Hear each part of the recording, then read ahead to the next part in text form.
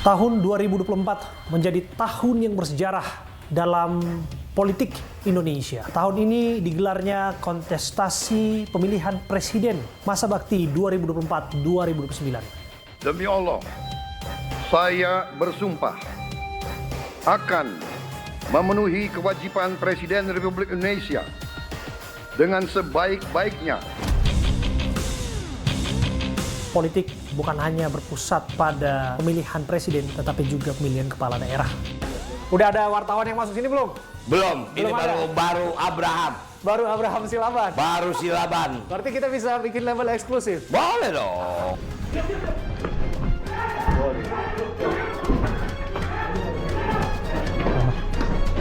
Masuk di sini.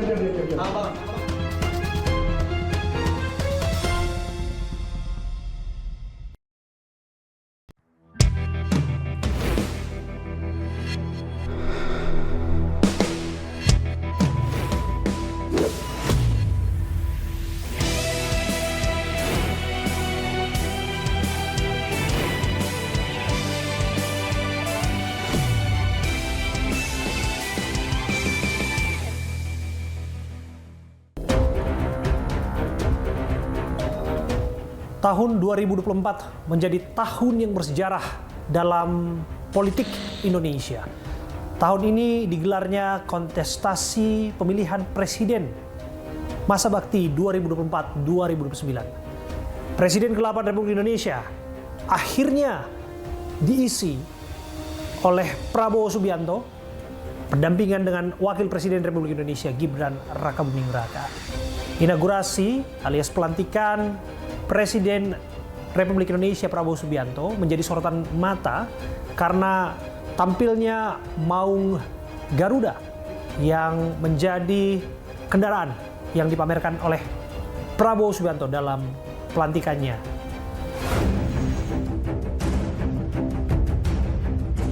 Rabu 14 Februari 2024 tercatat menjadi salah satu hari bersejarah dalam peristiwa perpolitikan di Indonesia. Di hari tersebut, seluruh warga yang memiliki hak pilih menentukan pemimpin masa depan dalam pemilu serentak 2024. Masyarakat setidaknya memilih calon anggota DPR RI, DPRD Provinsi, DPRD Kabupaten, Kota, serta calon presiden dan calon wakil presiden. Pesta demokrasi 5 tahunan tersebut berlangsung lancar, aman, dan damai. Bahkan, Komisi Pemilihan Umum mencatat partisipasi pemilih mencapai 82%, tertinggi dalam sejarah pemilu Indonesia. Hasil hitung cepat sejumlah lembaga survei pada Pilpres 2024 menyatakan pasangan nomor urut 2 Prabowo Subianto Gibran Rakabuming Raka unggul dalam Pilpres 2024. Hasil ini diperkuat oleh rekapitulasi KPU yang hasilnya tak jauh berbeda dengan prediksi hitung cepat. Hasil penghitungan suara resmi KPU pada 21 April 2024 menetapkan Prabowo Subianto dan Gibran Rakabuming Raka sebagai pemenang Pilpres dengan 58,3% suara. Sementara pasangan Anies Baswedan Muhaimin Iskandar memperoleh 35% dan Ganjar Pranowo Mahfud MD mendapatkan 6,7%. Pemilihan presiden hampir selalu diwarnai protes dari pihak yang kalah. Begitu pula yang terjadi di Pilpres 2024. Dua pasang Capres-Cawapres Anies Muhaimin dan Ganjar Mahfud pun ajukan gugatan hasil Pilpres ke Mahkamah Konstitusi.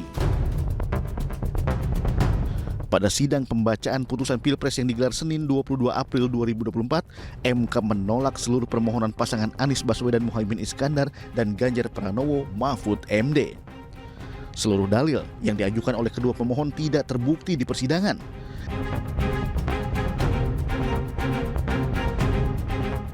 6 bulan berselang, pelantikan Prabowo Subianto sebagai Presiden ke-8 Republik Indonesia dilaksanakan pada hari Minggu, 20 Oktober 2024 di Kompleks Parlemen, Jakarta. Pelantikan ini menandai dimulainya pemerintahan 5 tahun Prabowo Subianto sebagai Presiden dan Gibran Rakabuming Raka sebagai Wakil Presiden Republik Indonesia.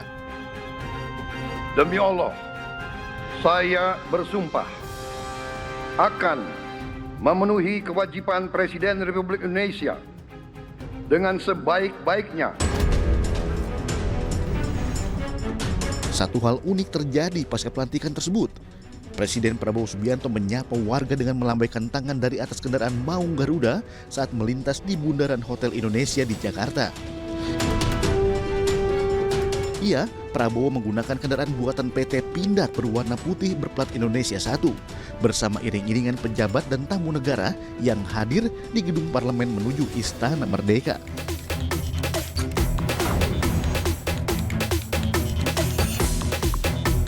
Jadi kita akan mencoba untuk menyetir langsung. Bagi saya ini satu kehormatan, eksklusif bagi kita. Karena apa? Karena di setir ini masih ada jejak tangan Pak Prabowo, Menteri Pertahanan, yang menyupiri Presiden Jokowi ketika meresmikan Maung versi 3. Saya akan sangat berhati-hati. Karena tentu saja saya nggak mau buat malu dengan membuat goresan-goresan di produk anak bangsa yang jadi kebanggaan saat ini. Eksklusif hari ini, dan hari ini ada duo Abraham di sini, Abraham Silaban dan juga Pak Abraham Mose. Pak, izin saya Pak, sambil kita berjalan ya Pak ya. Jalan. Saya akan sangat berhati-hati, pemirsa, karena bagaimanapun sekokoh apapun yang namanya kendaraan ini, tentu saja memang dirancang demikian. Karena ini memang digunakan untuk daerah-daerah yang bisa dikatakan pelosok-pelosok ya Pak ya. Pelosok ya. Oke. Sejauh saya menggunakan ini nyaman, saya bisa katakan joknya nyaman, Pak Abraham. Kemudian juga setirnya juga oke. Dan kita bisa sambil mendengarkan radio di sini. Ada Bluetooth, kemudian ada AC juga ya Pak ya. Betul. Meskipun atap terbuka seperti ini memang menghadap ke langit langsung, tapi memang semprotan pendingin memang dibutuhkan sedikit betul. ya Pak ya. Saya bisa mengatakan sebagai seorang pengguna kendaraan, ini Jeep yang nyaman Pak. Oke. Jadi harap bersabar, yang ingin menjajal saya sebutkan tidak sedikit ingin mencoba mengendarai karya anak bangsa seperti ini ya Pak ya. Betul, betul. 65% sudah kandungan lokal ya Pak ya. Iya. Luar biasa. Harapannya Pak bisa nggak di atas 70%? Langkah kita ke sana. Sebab kita akan sampai ke memproduksi engine-nya sendiri di Indonesia, sehingga TKDN kita akan naik ke 80%. Ya. Wow. Di tengah euforia pelantikan Prabowo Gibran, sejuta harapan ditaruh di pundak orang nomor 1 dan nomor 2 di Republik ini. Mereka punya sejumlah program yang tentu dinanti. Program makan siang gratis menjadi program unggulan yang akan segera dieksekusi. Di samping itu, siapa yang menduga bahwa Gibran Rakabuming Raka juga menyodorkan satu terobosan yang disebut dengan program Lapor Mas Wapres. Di sana, saya Abraham Silaban melihat langsung dua program ini, baik itu eksekusi, simulasi program makan siang gratis, begitu pula dengan program Lapor Mas Wapres, yang mana sejumlah persoalan dibawa ke sana oleh masyarakat dari berbagai daerah, dari berbagai kota. Kita akan simak liputannya.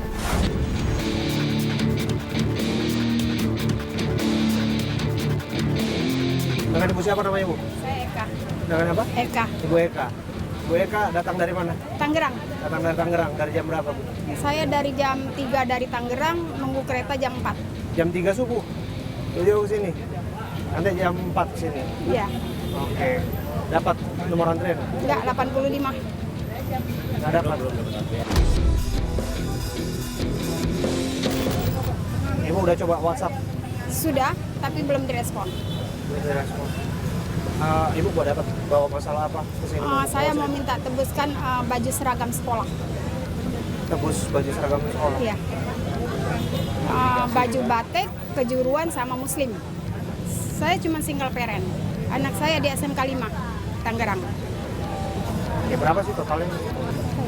Bentar. Coba. Ya. Ini memang beragam persoalan yang datang ke sini ya. Oke. Ini ya.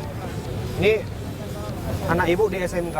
SMK 5. Oke, dan ini adalah WhatsApp dari Dari guru. kepala sekolah. Iya. Oke, yang meminta harga. Iya, memang Oke, harga baju. bajunya. Ibu dapat bantuan nggak? Enggak. Bantuan sosial? Enggak. Kok nggak dimasukin? Nggak terdata atau seperti apa? Nggak tahu ya, nggak ada PIP dari kelas, dari SD, SMP, SMA nggak pernah saya. Saya berjuang sendiri kok. Jadi ibu berharap bahwa bisa Amin. Pak Gibran menebuskan ini Amin. semua.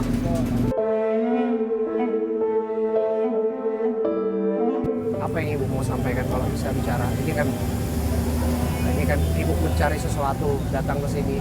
Saya berjuang untuk anak saya biar bisa sekolah. Kepala jadi kaki kepala juga nggak apa-apa. Yang penting anak saya sekolah, maju. Itu aja. Biar nanti kalau nggak dapat kuota hari ini, saya duduk di sini aja sampai besok pagi, nggak apa-apa. Ibu rela mau nginap? Iya, demi anak saya sekolah. Daripada besok dia muslim nggak ada.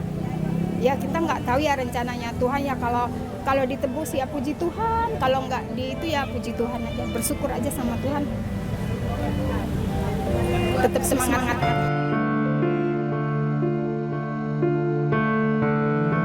Dia rela melakukan apa saja untuk memastikan anaknya mendapatkan pendidikan terbaik, fasilitas terbaik. Tapi di tengah kebuntuan seperti ini, sudah coba jalan lain, sudah coba. Saya sudah coba. Ya kalau pinjam sama tetangga ya dapat kagak, malu iya. Malah saya tadi kan diejek, segitu aja Bu, kau minta bantuan lah. Bagaimana daripada saya cari hutangan, lebih baik saya berjuang di sini lah. Nggak ada kata malu, nggak ada kata menyerah untuk anak.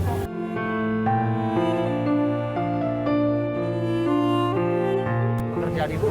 Saya biasa jualan, tapi saat ini jujur saya nggak ada modal usaha. Jualan apa? Saya jualan pempek Palembang. Jadi karena Ibu udah datang ke sini ya, kita lihat dia perjuangan Ibu ya. Semoga ini bisa didengarkan. Amin. Tapi lepas dari itu, ini kita lihat nih, ini ada apa? Dinas Pemerintah Provinsi Banten, Dinas Pendidikan Budaya dan Tempat Teknis. Ibu sudah pernah coba komunikasi, dapat kemudahan dan sebagainya dari pihak sekolah atau dari pihak dinas? Kemarin saya datang ke DKM, saking pengennya anak saya nembus baju anak saya pengen apa ya? Nggak ada ijazah, biar saya dapat dulu baju sekolah, nanti paling lama sebulan kah saya ganti, nggak mau DKM. Saya minta tolong, saya datang ke sana, tolonglah, minta tolong, nggak bisa. Saya terus terang nih, saya secara pribadi, saya bukan siapa-siapa, tapi saya tergerak untuk memberikan bantuan sebetulnya. Jadi, nah inilah banyaknya persoalan yang datang di sini. Ya kita datang di sini pun berdiri di sini, banyak sekali publik yang berharap kita mengangkat masalah mereka. Tapi ini saya nggak kenal sama Ibu, saya nggak kenal sama Ibu ya. Ibu baru ketemu saya saat ini. Ibu pernah lihat saya? Nggak di IG. Hah? Di IG aja. Di IG? Oh Ibu tahu saya. Jadi saya minta nomor telepon Ibu. Nanti saya berusaha untuk kasih bantuan deh sama Ibu. Ini pribadi saya nih Bu ya.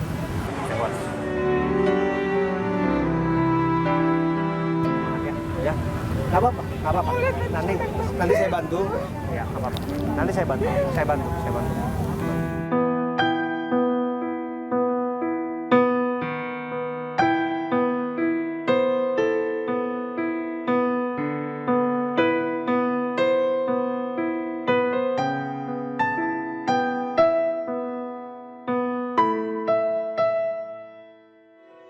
Baju muslimnya udah kita pegang, tinggal nanti baju batiknya ya. Batik sama jurusan dan udah kita lunasin semua. Jadi tinggal dikasih nanti ibunya. Ya, oke, udah happy ya Bu ya? Lega ya Bu? Lega ya? Bu. Semangat terus ya. Semangat.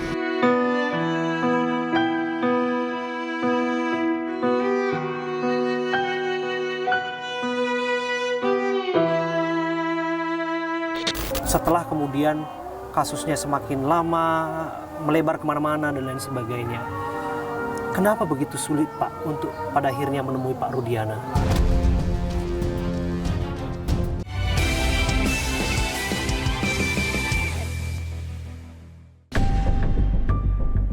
Inilah Jembatan Talun, jembatan yang menjadi saksi bisu tewasnya sejoli Vina dan Eki di Cirebon, Jawa Barat pada 27 Agustus 2016 silam. Jasad keduanya ditemukan tewas di jembatan ini pada malam hari dalam kondisi mengenaskan. Di tahun 2024, di antara banyaknya pusaran kasus yang terjadi, saya, Abraham Silaban, bersama tim saya menyoroti satu kasus yang menggemparkan publik dan mencuri perhatian masyarakat. Kematian sejoli, Vina, dan Eki yang mana peristiwa itu terjadi 8 tahun silam, ini kembali mencuat. Disebutkan ada 3 orang DPO atau pelaku yang belum tertangkap, sampai pada akhirnya ada 1 orang kuli bangunan yang bernama Peggy Setiawan. Ia ditahan. Ia dituduh terlibat dalam upaya penganiayaan bahkan pemerkosaan terhadap almarhumah Vina 8 tahun silam. Saya, Abraham Silaban, bersama dengan tim, kami menyoroti isu ini, kami menjejaki setiap informasi, detail demi detail kami telusuri, malam hari, siang hari, pagi hari kami lakukan perjalanan kami ke Cirebon hanya untuk mencari fakta-fakta mengenai kasus ini. Bahkan apakah ia, Peggy Setiawan, betul-betul terlibat dalam pusaran kasus penganiayaan, perkosaan, bahkan pembunuhan. Sampai pada akhirnya, Peggy Setiawan dibebaskan oleh Hakim Eman Sulaiman. Saat itu, dalam misteri kasus tewasnya Vina dan Eki, ada 3 dari 11 pelaku pembunuhan Vina dan Eki yang masih buron: Peggy Perong, Andi, dan Dani. Peggy Setiawan yang saat itu diduga sebagai Peggy Perong ditangkap dan ditahan oleh polisi pada 21 Mei 2024. Peggy dituding menjadi dalang pembunuhan Vina dan Eki. Jejak kematian Vina dan Eki terus kami telusuri. Kabur ke Jakarta itu jangan lupa, itu otaknya itu. Abraham Silaban menyusuri jembatan Talun dalam pekatnya malam, mengamati dari dekat dan mencari sejumlah fakta atas kematian sepasang kekasih ini. Di atas jembatan Talun, Abraham Silaban bertemu dengan Suroto, seorang petugas keamanan desa yang mengaku melihat dan menolong Vina serta Eki di malam naas tersebut. Oke, ini Vina, Pak. Vina. Kalau posisi yang laki, si Hengki tau? Si siapa? Eki. Posisi di sini, Pak. Di sini, Pak? Ya. Menempel ya, Pak? Nempel. Nih, Oke. trotoar. Posisi Eki lebih menempel ya? Ya, menempel di trotoar Pak. ini. Oke.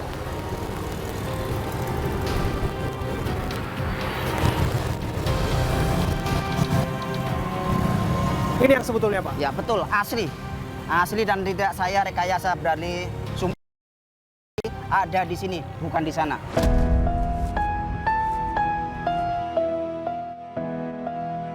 Sejumlah saksi menyebut jika Vina dan Eki sempat dianiaya oleh sekelompok orang di sebuah kebun di belakang showroom mobil di Jalan Perjuangan dekat SMP 11 Cirebon.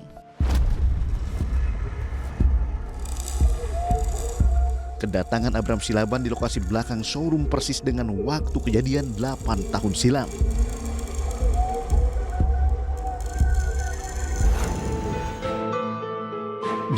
Juli 2024, gugatan pra-peradilan Peggy Setiawan dikabulkan oleh Pengadilan Negeri Bandung, Jawa Barat. Seluruh penyidikan Peggy Setiawan dihentikan dan Peggy bebas dari tahanan. Kebebasan Peggy disambut gembira oleh keluarga dan pendukungnya.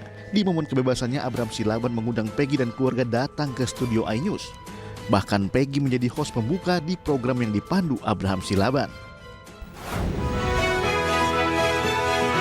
Halo pemirsa, saya Peggy Setiawan. Saya ditahan di Polda Jawa Barat sejak tanggal 21 Mei lalu.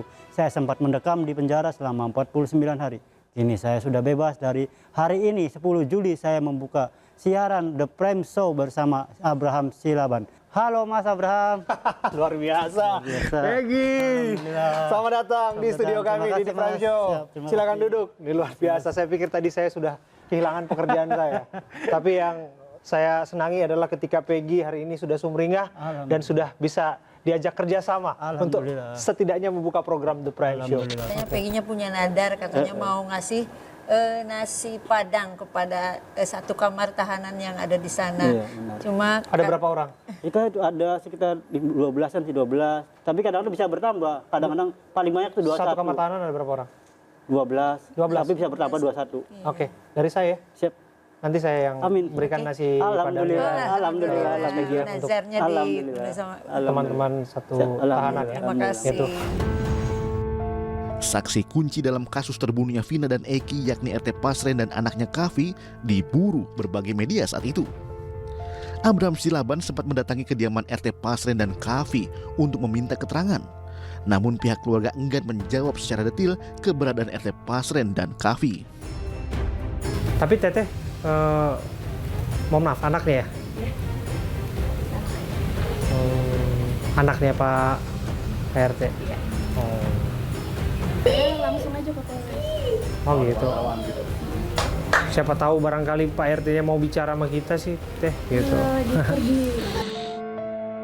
Pencarian keberadaan RT Pasren dan Kavi anaknya tak selesai begitu saja. 12 Juli 2024, Abraham Silaban bertemu dengan keduanya di sebuah tempat yang disepakati di kota Cirebon. Secara gamblang, RT Pasren dan Kavi menceritakan kejadian yang sebenarnya menurut versi mereka. Oke, sebelum lebih jauh, saya mau nunjukkan foto-fotonya barangkali ya Pak ya. Saya ingin tunjukkan foto ini Pak. Ini foto para terpidana ketika mereka duduk di muka persidangan. Waktu itu kan memang foto-foto ini minim aksesnya karena waktu itu sidang tertutup. Betul ini mereka Pak yang suka duduk di dekat rumah Bapak di warung Bu Nining di RT 02.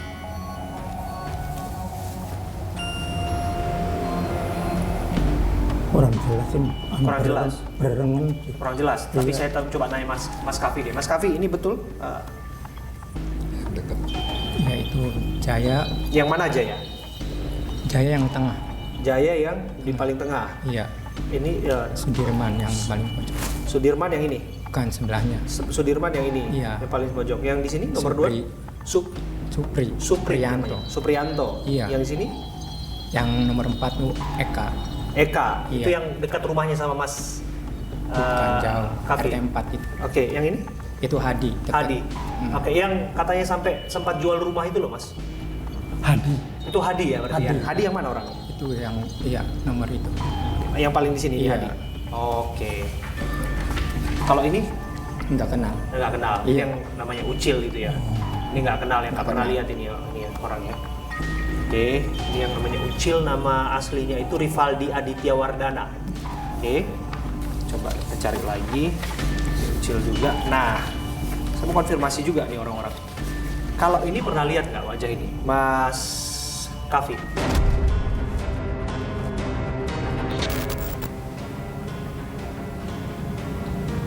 Cuma pernah lihat di showroom, cuma pernah cuci motor aja di sini. Ini yang namanya Aep ya? Kalau nama nggak tahu. Nggak tahu, tapi tahu bahwa dia kerja di showroom ya? Iya. Ya, karena memang warga situ harusnya tahu lah ya? Iya. Nah, Tahu Aep juga Pak? Tidak. Nggak tahu? Tidak tahu. Oke. Ya. Nggak pernah kenal sama Aep? Tidak pernah kenal. Dulu ada informasi Aep ini sempat digerebek karena katanya bawa Ya. perempuan. Ya, perempuan. Ya. Oke, Bapak ingat lah itu ya? Ingat. Ingat, tapi Ya. nggak tahu wajahnya persis. Nggak tahu wajahnya. Nggak tahu wajahnya. Oke, sempat digerebek waktu itu katanya Iya, Pak ya? iya. Memang kerjanya di showroom Pak? Iya. Di depan Iya. Gang Bakti 3 itu ya Pak Iya. ya? Oke, warga situ nggak sih Pak? Bukan. Nah, kalau ini nih. Ini yang rame belakangan, sempat ditangkap, sempat ditahan, namanya Peggy Setiawan. Sempat disebutkan sebagai Peggy Perong, sampai pada akhirnya Hakim Eman Sulaiman membebaskan beliau dari segala tuduhan. Pernah lihat wajah ini nggak, Mas Kavi? tidak. Nggak pernah? Nggak pernah. Nggak pernah juga? Tidak pernah. Bukan warga di situ? Bukan. Oke. Nah, kalau ini namanya Saka Tatal. Pernah lihat wajah ini? Iya. Pernah lihat Mas Kavi? Oke, Mas Kavi lihat wajah ini di sekitaran Gang Bakti atau SMP 11? Pas penangkapan aja lihat. Oh, pas penangkapan yang lihat. Waktu penangkapan itu aja baru kenal berarti? Enggak, soalnya ini sekampung rumahnya. Sekampung? Iya, rumahnya. Enggak apa Mas, cerita aja Mas. Versinya Mas Kavi. Betul bersama-sama dengan mereka waktu itu? Atau nggak melihat mereka lah waktu itu di warung Bu Nining di depan Gang Bakti 3? Iya, pas di Bu Nining saya melihat. Bu Nining melihat. Mm-mm. Oke. Dan melihat mereka juga. Oke. Dan waktu itu bersama-sama Mas Kavi juga ya? Iya. Oke. Dan kami dengar informasi ada warga yang terganggu karena main-main gitaran, nyanyi-nyanyi, sehingga pada akhirnya geser. Yang kami dengar ke kediaman Pak Pasren, Ya. ke kontrakannya Pak Pasren, gitu. Betul nggak Mas Kavi? Tidak. Enggak. Iya. Oke. Jadi waktu itu malam itu Mas Kavi memisahkan diri dari mereka sejak kapan? Sejak jam 9 saya langsung pulang. Langsung pulang. Iya. Oke. Mereka masih nongkrong di situ. Tidak tahu. Nggak tahu kemana. Iya. Oke. Pamit nggak waktu itu Mas? Langsung keloyong aja, langsung tanpa permisi. tanpa permisi. Iya. Pamitnya ke siapa waktu itu, Mas? Tidak ada pamit. Selain RT Pasren dan Kavi, ayah Eki yakni Ibtu Rudiana menjadi buruan para wartawan. Keterangannya begitu dinantikan. Saya Abram Silaban beberapa kali mendatangi Polsek Kapetakan untuk menemui dirinya, namun selalu tidak ada di tempat. Pada 25 Juli 2024, setelah melalui pencarian yang panjang, Ibtu Rudiana berhasil ditemui. Saya Abram Silaban bersama Ibtu Rudiana dan pengacaranya Pitra Romadoni bertemu di makam Eki di daerah Majalengka, Jawa Barat. Terima kasih tentunya kepada Bang Abraham, semuanya tentunya karena petunjuk Allah. Ya Allah, di mana saya sekarang mendapat dukungan dari Bang Pitra, juga Bu Elsa secara sukarela mendampingi saya, dan juga alhamdulillah Bang Abraham yang bisa untuk komunikasi buat saya. Tentunya saya menyampaikan 10 menit atau mungkin yang selama ini menjadi pemberitaan. Mudah-mudahan dengan temu Bang Abraham semuanya akan memahami apa yang saya rasakan.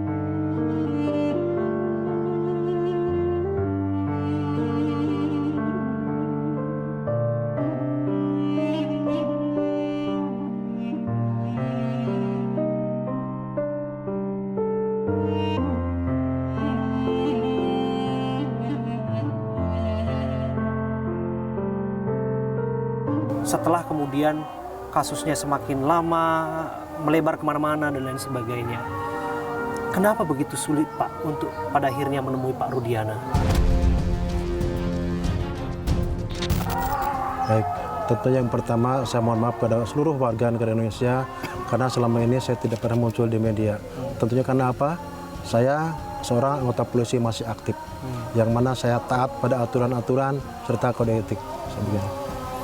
Sekalipun sesungguhnya Bapak tidak menutup diri? Saya tidak menutup diri karena segala macam bentuk kegiatan sebagai Kapolsek, tentunya sebagai pelayan masyarakat saya tetap lakukan. Oke. Tugas Bapak tetap Bapak lakukan, ya, Pak, ya. Kami mohon maaf sebelumnya, Pak, karena upaya saya untuk mencari Pak Rudiana kan Bapak tentu juga perhatikan, Pak. Ya. Saya datang ke Polsek Kapetakan, Pak disebutkan Bapak ada giat di Polres dan sebagainya. Terus juga ada upaya yang terus kami lakukan dan lain sebagainya. Ini bukan berarti untuk menutupi sesuatu, Pak. Dalam ini saya sama sekali tidak ada tutup-tutupi, namun tadi saya sampaikan tadi, saya sebagai anggota polisi yang aktif, tentunya harus tetap saya mentaati aturan-aturan yang ada. Kasus kematian Vina dan Eki akhirnya berakhir anti klimaks bagi Saka Tatal dan 7 terpidana lain yang mengajukan peninjauan kembali atau PK. Mahkamah Agung menolak PK yang diajukan 8 terpidana. 7 terpidana pun tetap menjalani hukuman seumur hidup. Cerita kepada kami, Bang. Soal apa? Soal pembicaraan di balik layar dengan Pak Anies. Sehingga Anies mau bantu. Betul.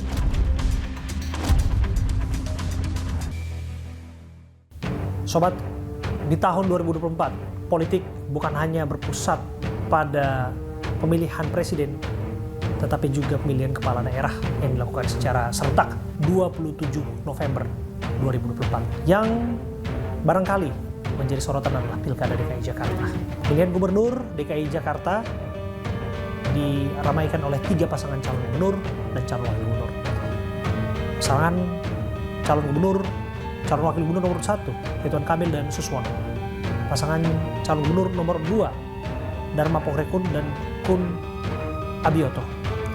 Pasangan calon gubernur nomor urut 3, Pramono Anung dan Rano Karno Sidul. Saya juga menyoroti kontestasi pemilihan gubernur DKI Jakarta. Sampai pada akhirnya KPU DKI Jakarta mengumumkan raihan tertinggi di atas 50% milik pasangan calon gubernur, calon wakil gubernur nomor urut 3, Pramono Rano. Saya pun berbincang secara eksklusif bersama dengan Rano Karno Sidul di kantor tim pemenangan, dan dia bercerita sejarah dirinya masuk dalam politik, ikut dalam pusaran kontestasi Pilkada Jakarta, endorsan Anies Baswedan, hingga cita-cita yang akan ia lakukan kelak bila dilantik menjadi orang nomor 2 di DKI Jakarta. Kita simak bersama.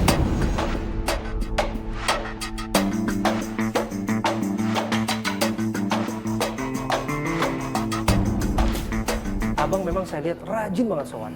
Abang tuh sowan ke Bang Yos, sowan ke Bang Foke, sowan ke Pak Ahok tentu juga.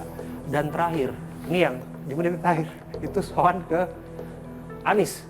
Anies Baswedan. Apa kira-kira dibalik alasan dari Pak Anies, pembicaraan-pembicaraan Bang Dul yang membuat Pak Anies itu akhirnya yakin untuk memberikan dukungan kepada Bang Dul?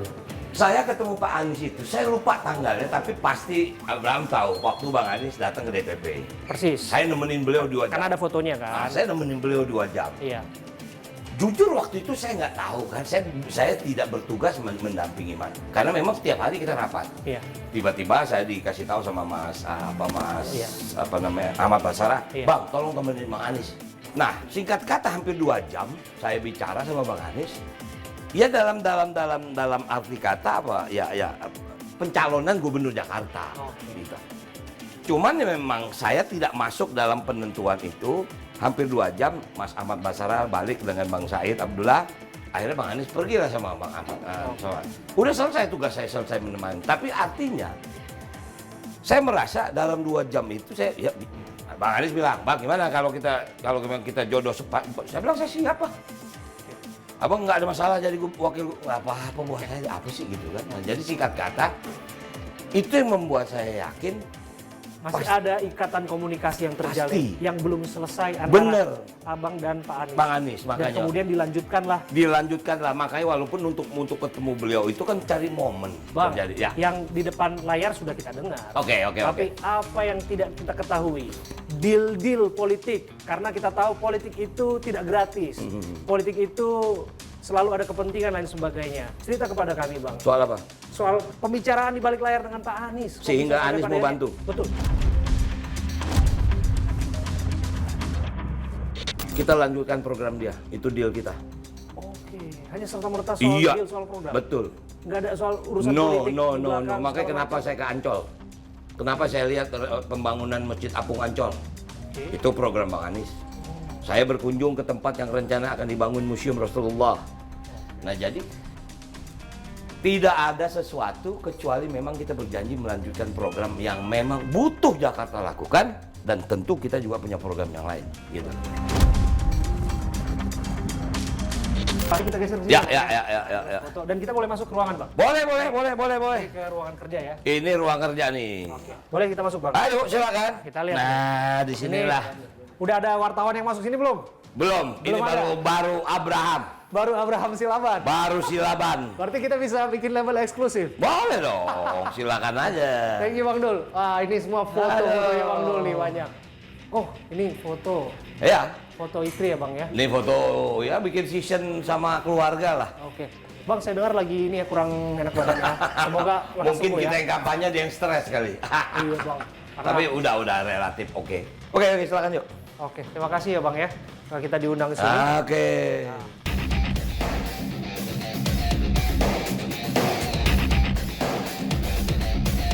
Kalau kita lihat kan belakangan kan ada yang namanya adu endorse, Bang. Nah, Abang kan tadi jelas tadi di endorse, bahkan Bang Foke ya secara tersurat juga sudah kita ketahui ke Bas Prambang dulu. Kemudian Bang Yos juga seperti itu. Belakangan Pak Anies ya, Ahok ya jelas lah karena di satu partai Abang. Nah, tapi di kubu Pak RK dan juga kubunya Pak Suswono itu belakangan kan bahkan di endorse oleh Pak Jokowi. Oh iya, kita nggak salah kok. Tapi jangan dianggap endorse-nya Bang Anies itu adalah melawan Pak Jokowi, nggak ada urusan. Kita nggak marah, kita nggak kecewa. Cuman barangkali sebagai warga negara kita juga berharap di endorse kan. Iyalah. Supaya apa? Pilkada ini damai, tenang. Iya. Tapi kemarin saya nonton Pak Prabowo menangis, saya terenyuh. Betul. Saya belum pernah melihat beliau menangis. Seorang negarawan. Dia bicara soal nasib guru. Itu luar biasa. Disitulah posisinya harus beliau hadir. Luar biasa. Terima kasih loh. Oke, Bang. Terima kasih. Akhir hari ini terakhir kita nyanyi sama-sama. Tapi saya nggak mau nyanyi lagi, Bang. Saya ada pantun, Bang. Boleh? Boleh pantun deh. 1-2 Cempaka Biru. Nah, 3-4 dalam Jambangan. cakep. Ini dia Bapak Ibu, Bang Dul, anak sekolah. Terima kasih Bang Dul ya. Thank you, bro. Terima kasih Bang Dul.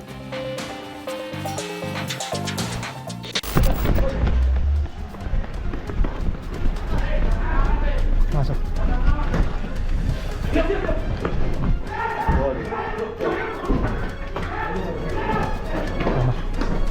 Sobat, di tahun 2024 saya sempat mengikuti berbagai upaya perang terhadap narkoba. Penggerebekan dari tempat ke tempat memperlihatkan kami betapa narkoba bisa masuk ke siapa saja dan bisa diproduksi di mana saja. Saya berkesempatan melihat langsung upaya penindakan terhadap mereka-mereka yang bermain dalam barang haram tersebut di tempat-tempat yang tidak diduga-duga. Di Pulau Dewata misalnya, di bunker, di Rubana, villa dimodifikasi sedemikian rupa menjadi lab narkoba, mepedron, bahkan ganja hidroponik. Belum lagi di Malang, di sebuah rumah yang mana di sana juga terdapat bunker produksi ekstasi yang cukup besar jumlahnya. Di tempat-tempat yang lain juga terjadi. Tentu saja ini menjadi pesan bagi kita semua.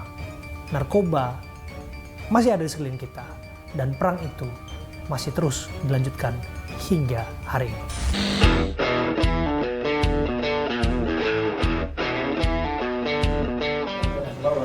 Sobat, hari ini saya Abraham Silaban. Saya bersama dengan tim Dit Narkoba Bareskrim Polri untuk melakukan penggerebekan di pabrik narkoba di wilayah Bandung, Jawa Barat. Saya Abraham Silaban, saya akan menggunakan ini kamera yang melekat pada tubuh saya untuk kemudian bisa mengcapture ataupun merekam momen-momen genting ini sebagai bentuk upaya kita untuk memberikan visual-visual terbaik dalam upaya peliputan AB+.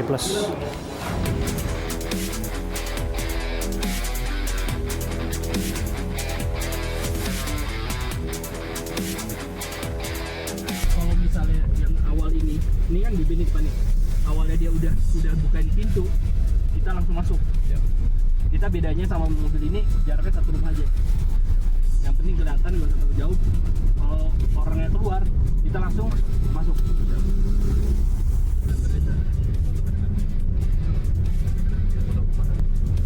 Udah masuk dulu. Masuk.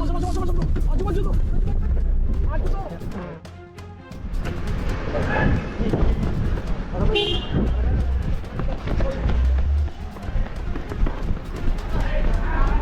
Masuk.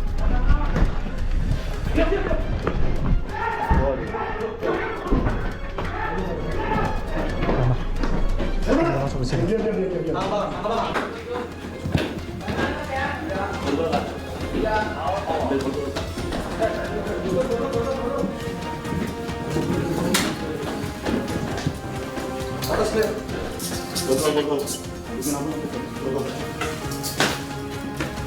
Berapa orang di sini? Berapa orang? Dua.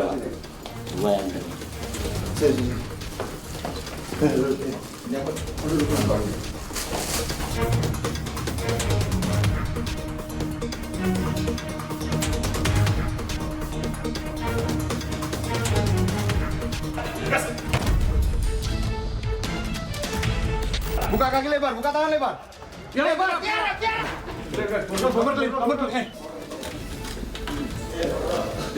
Diri.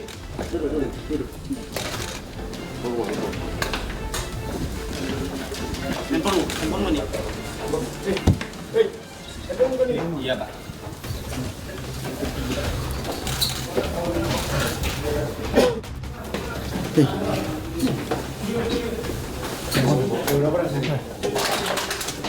Siap, ada 2 orang Bapak. 2 orang. Siap, ini satu di atas, satu di bawah. Tempat semuanya Pak. Siap di sini.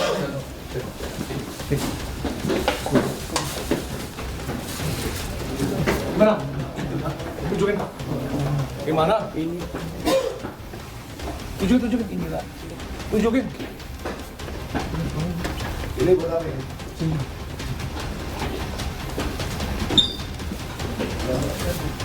Oh, bagian buat, bagian kemas. Iya, Pak. Ini alat buat apa ini? Kita bentuk Itu ukuran batu. apa? Ukuran Pak. Batu ukuran. Iya. Yang itu buat apa? Itu buat ngaduk Pak. Buat ngaduk. Ngaduk apa? Ngaduk itu. Buat apa? Buat ini Pak, apa? Liquid. Siapa ngajarin kamu bikin merasik ini?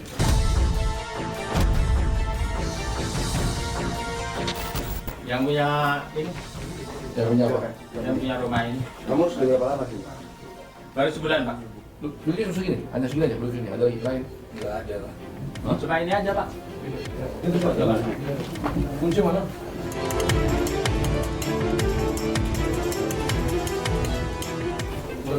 Ini ruangan. Oh.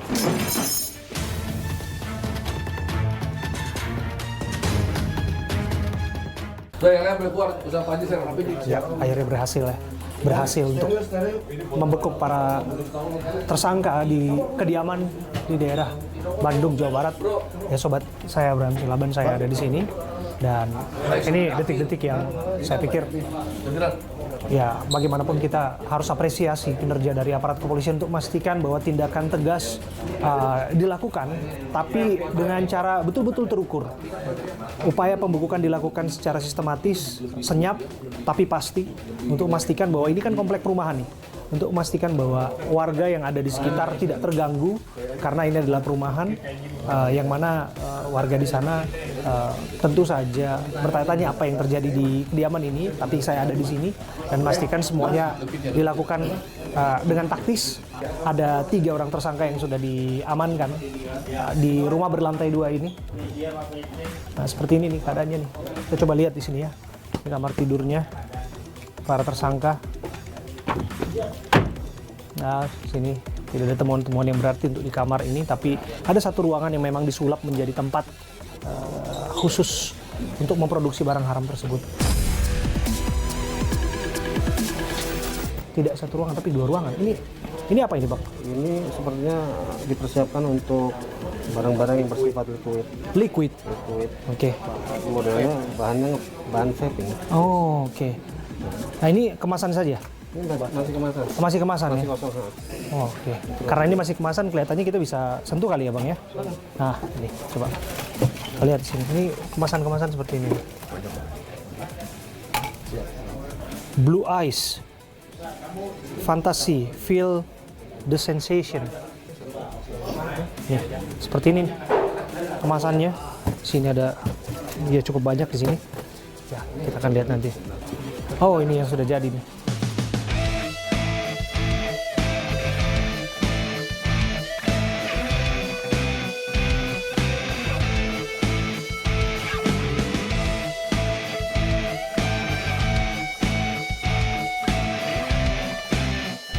Tahun 2024 segera berakhir. Saya, Abraham Silaban dan tim menjadi saksi beberapa peristiwa yang kami angkat, kami kawal dari awal hingga akhirnya.